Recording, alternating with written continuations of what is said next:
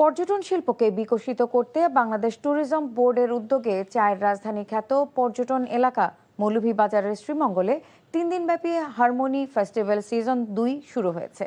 এতে অংশ নিচ্ছে মণিপুরী, খাসিয়া, চাকমা, চা শ্রমিক, গারো, সাঁওতাল, ত্রিপুরা, খাসিয়া সহ 27টি ক্ষুদ্র নৃগোষ্ঠীর প্রতিনিধি ও সাংস্কৃতিক সংগঠন। শুক্রবার বিকেলে স্থানীয় ফুলছড়া চা বাগান মাঠে হারমোনি ফেস্টিভ্যালের উদ্বোধন করেন বেসামরিক বিমান পরিবহন ও পর্যটন মন্ত্রী আফরোজা খানম। পরে তিনি হারমোনি ফেস্টিভ্যালের স্টল পরিদর্শন করেন ও সাংস্কৃতিক অনুষ্ঠান উপভোগ করেন। এ সময় বেসামরিক বিমান পরিবহন ও পর্যটন মন্ত্রণালয়ের প্রতিমন্ত্রী এম রশিদুজ্জামান মিল্লাত, স্থানীয় সংসদ সদস্য মোহাম্মদ নাসির রহমান, মুজিবুর রহমান চৌধুরী উপস্থিত ছিলেন। ফেস্টিভ্যালে 30টি প্রদর্শনী স্টলের পাশাপাশি রয়েছে বাঙালির পিঠাপুলি ও খাবারের স্টল।